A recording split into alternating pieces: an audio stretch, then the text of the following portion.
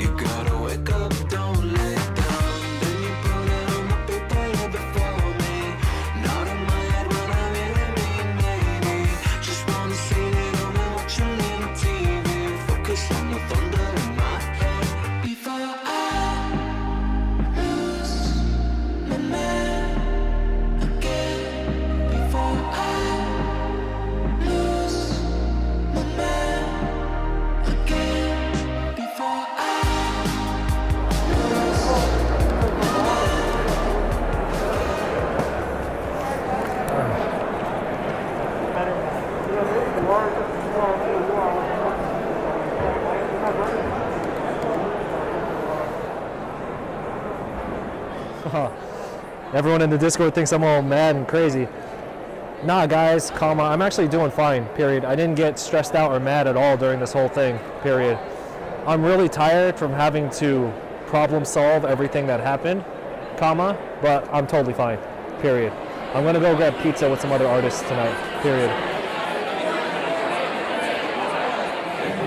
Original inks on sketch cards this size. Okay. Yeah, so it's $10 a month, and then I ship them out worldwide. So if you're interested in having something, and it's inked like this.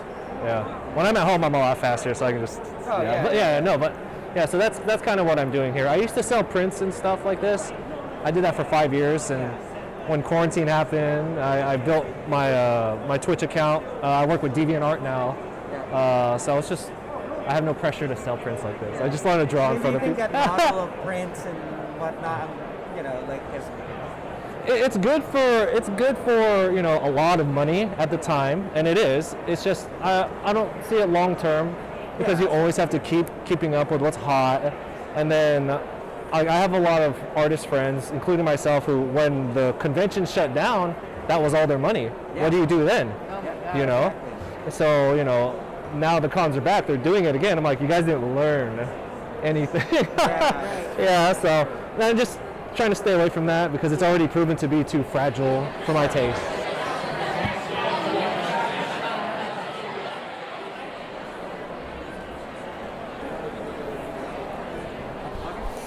Yeah, I try not to do like vloggy stuff anymore. I like to establish my shots, make it look a lot more like But sometimes, man, if I have my boy come with me, the cameraman, it's super easy because he knows how to shoot and everything. But like sometimes when I'm by myself, I gotta put the old lens on. So I got a new lens, but it's like. I know. Why don't you just fuck with a fisheye lens?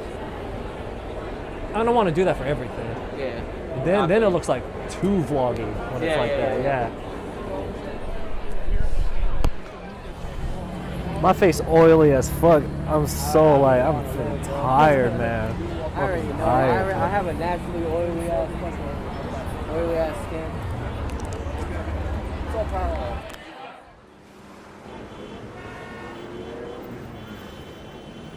I was gonna miss, so I missed day one. Like the convention started at, like they let attendees in at 10 a.m.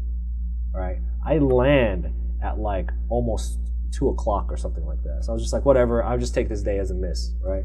So I wasn't tripping. Took me a while to get from the airport Uber into the city, and get to the hotel. Getting everything ready. I ordered a new banner that's designed for my Patreon, and that's what I'm really pushing at this con. I'm not selling prints. I'm just gonna do live art and just have a little bit of fun. And the fucking thing was broken. Like, you guys know those retractable banners? Like they stand up tall and you let it go and it retracts back into the base. The part that spins it was broken. So like I pulled it out to look at it and it wouldn't go back in.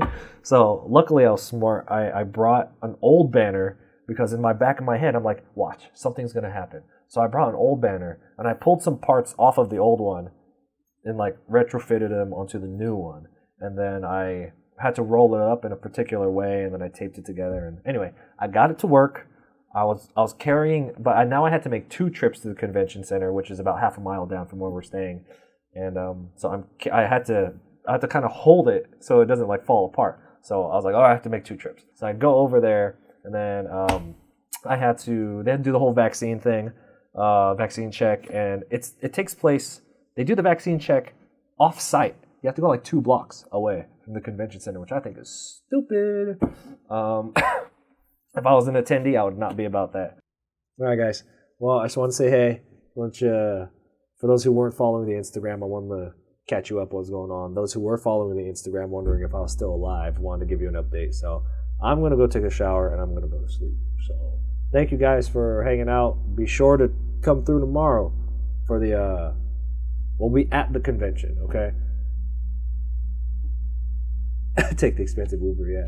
I think there's a massive delay between the chat and when I'm talking because I haven't talked about that fucking Uber. It's been like 20 minutes since I mentioned it, and I just got your message right now. So my bad if I'm not responding to what you guys are saying because the chat is not updating for me. So, all right, guys.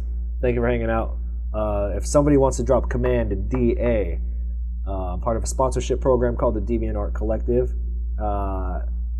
They've helped me grow my channel a lot over the past few months, and we are rotating artists in and out every month. So I recommend everybody at least give it a look-see. I can't type it because I don't have a keyboard on me, and yeah, okay. All right, guys. I'll see you tomorrow.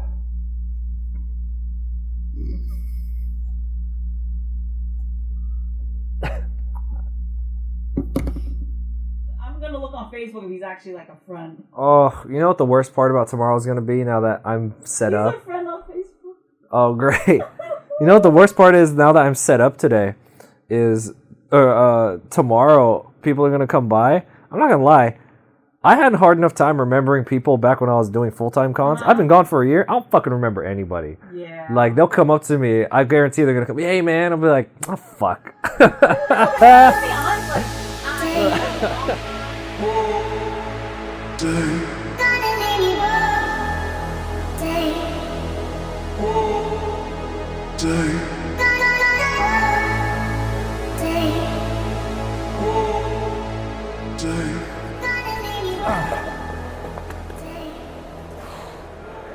You guys okay? Did I get you? Okay.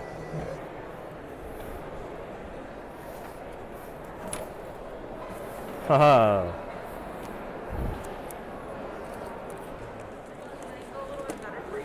Huh? Did last night go a little bit better for you? Oh, sorry, I can't hear you. No. Did last night go okay? Yeah, last night was chill. It was okay, yeah. Just took it easy. It sounds like you had a rough couple of days. No, it's okay. I'm okay. That's good.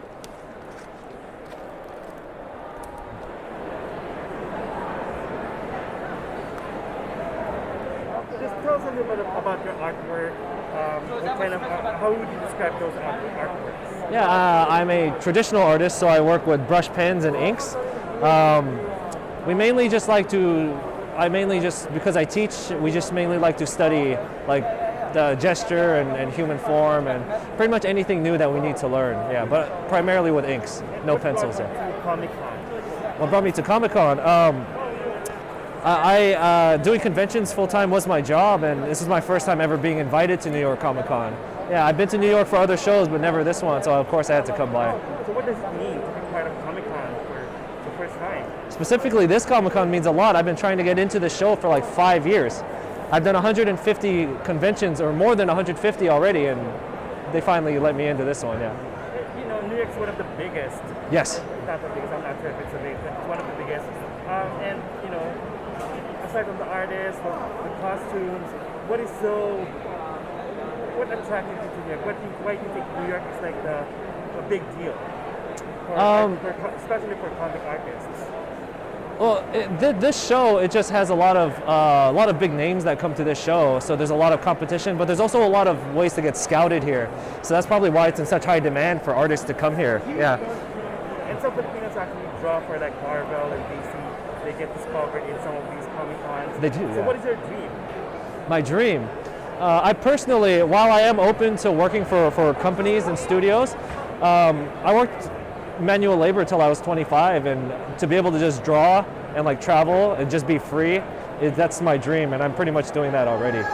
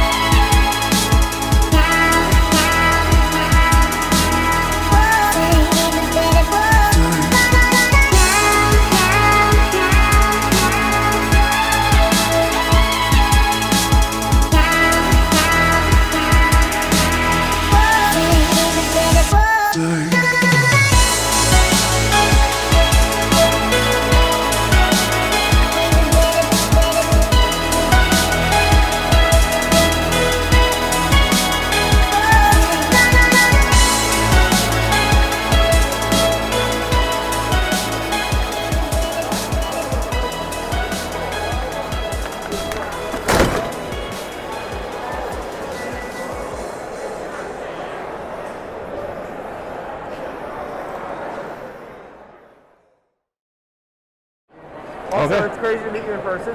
Yeah, finally, caught me off guard. Yeah. I know. It's like I don't usually do anything. Like I don't like do anything in person, especially now with COVID. Yeah, So of course. Yeah. It's cool to That finally, thing. like, Yeah. do stuff. And yeah, at some point we should make a video or something like that. Yeah. And we talked about that a while back. Yeah, and then you got super busy and popular. And yeah. Don't worry You already about have a microphone on? What is that? that. That's for his stuff. Oh, Yeah. We'll just do two. Yeah. All right. However you want to do it. This isn't a noisy jacket, right? I just won't move. Are we good? Yeah, we're good. All right. So, drawing advice for students that are new to art. I think making a list of the things that you're not good at, like actually writing it down instead of being vague and saying I want to get better. You know, I think being organized and having direction is the best way. Yeah.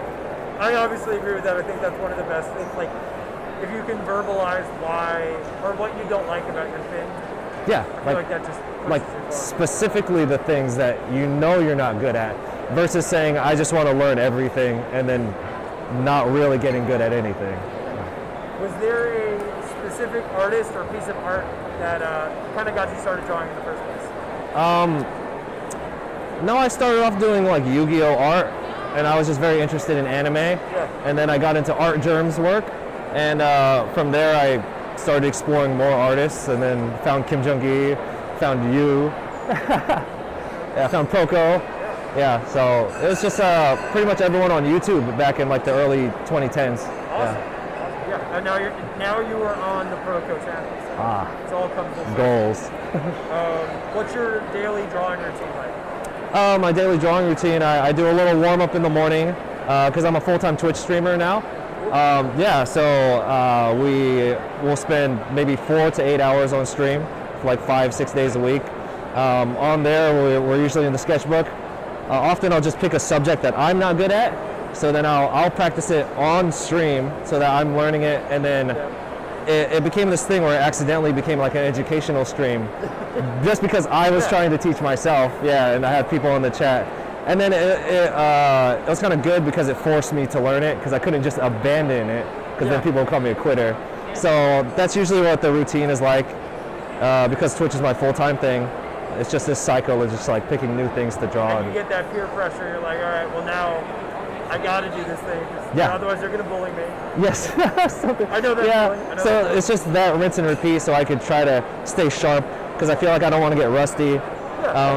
So that's my routine. I just want to make sure I stay sharp throughout all the time. And so, how did you start making money in art? I don't know what I just lost. Oh, okay, don't worry. All right. How did you start? Was it from Twitch, or did you have another art job related to that? So like you're talking about like when I first started? Yeah. Oh yeah. So I first started taking Yu-Gi-Oh playmat commissions, private commissions, and then I came to a convention, an anime convention, and I met somebody, and he told me all he did was make art and travel, and I just kind of reverse engineered what he did. Yeah. And like I went to Anime Expo and took notes about what everyone was doing, so then I started doing conventions full time up until, and by full time I mean like 35 conventions a year. Wow. Yeah, and so that was how I started making money. And then when COVID happened, shut everything down, I made something on Twitch. Okay, so you just like switched over to doing Twitch primarily because of COVID, or? Yeah.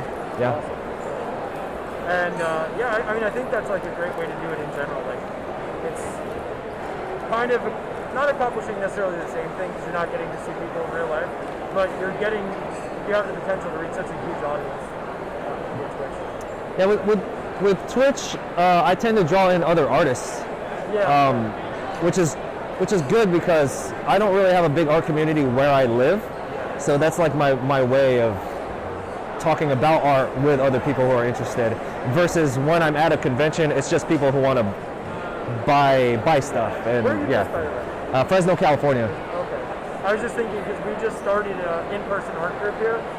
Oh, here? Yeah, I would invite you to join. I mean, if you're ever in town again, you're welcome to join. But I think doing those kinds of things helps get you out into the world, like drawing with people. Yeah. But streaming is like the other one. That's how I started doing it. Like, On YouTube, right? Yeah. YouTube, yeah. It's like, oh, I don't want to sit here by myself drawing. So.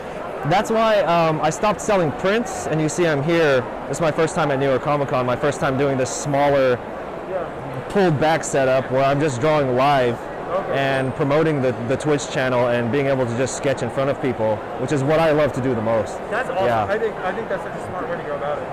All right, what else I gotta ask you here? What mindset or piece of advice allowed you to get through some of the early stages of drawing? I mean, I would say perseverance, but I think there has to be some level of like a combination of belief. I almost want to say lack of choice, or what is it? Not desperation. I don't want to say desperation. Desperation. Yeah. No, but like you have to be naive enough to think that you can, because art is a hard business. But there has to be a part of you that's both hungry and naive enough so that you can overlook what are essentially really bad odds and to just keep moving forward. Yeah. And honestly, that's what it is. And I started drawing when I was 25, and I knew nothing about the art business when I came in. So I was just very like, just go into it without any doubts. So I wonder sometimes, like, if somebody straight out of art school, like some 19-year-old, and they know about the art industry, I don't know, maybe that could be detrimental, because then maybe they know too much. So for me, I know that I was able to progress with my art business because I didn't know anything. It kind of, that ignorance kind of helped me just be more like able to push forward without stay expectations. Yeah, stay optimistic, yeah. What else do we have?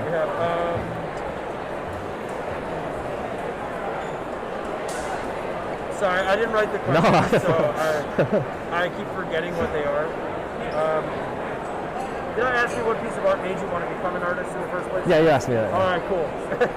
Like piece of art or artist, right? I'm literally losing my mind, and I'm very sorry. What do you think is the biggest myth about being a professional artist? I think people romanticize it in the sense that, like, you see these really popular artists on social media, and you see like they have 1 million followers, and you think they're just rolling in money, and then it's just like really easy, and it's like glamorous, which, you know, in a curated social media feed, that's what it looks like. But I think people romanticize it and don't really know how much work goes into it in regards to like actually practicing to get good, and then how much time it takes to like produce the thing, and you have to hope that thing's gonna pay the bills. Yeah, and I think, I find that when I'm streaming, people are surprised at the actual time it takes to do a thing. to just do anything, right? Yeah. They're like, how come it's not 10x speed that I have set up? As a student, who made the biggest impact on you?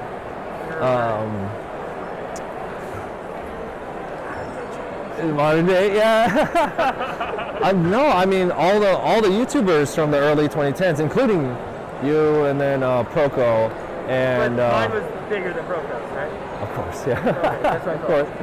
No, actually, I think so. Like, all jokes aside, because Sorry. you know, I'm heavily influenced by the Super Annie group, and I found Kim Jong-gi one in 2014. So I was like 2 years into art, and at the time I was only doing anime. And when I saw what he did, it like blew my mind because I didn't think that was possible. And then as time went on, and I went to a couple of his lectures, and I saw, you know, like, you had the capability of doing that. And then I see more and more people like along the lines of what Kim Jong-gi does. It like really inspired me to like study what you guys are doing so that I could apply it to my studies. So I'm nowhere near the Kim Jong-gi level, so I'm not even going to say. Well, you get what I'm saying, But yeah. I was trying to do that, for sure. But that's really cool. I'm glad that I can have a minute impact and that stand and help as well. I joined your Discord for a reason, like, you know? That's so awesome. I think that's all the questions. Yeah.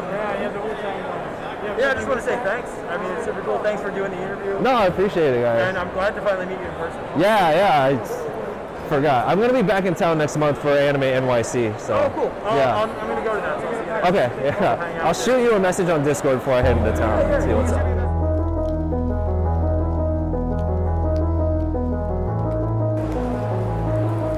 Damn, this email list fucking went off. Like, Jesus Christ. I've been meaning to do this for like 50 conventions. Yeah, like fucking.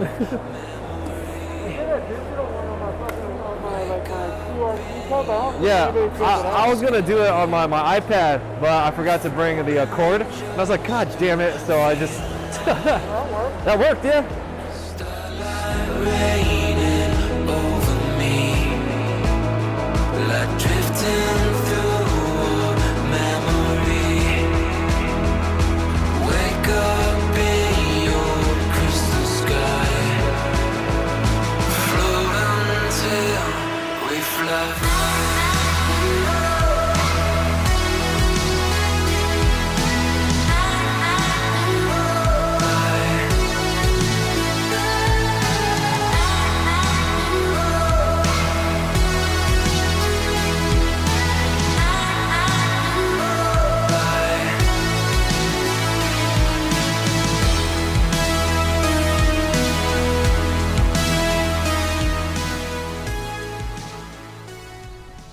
No, but overall, I really enjoyed this new thing that I'm trying.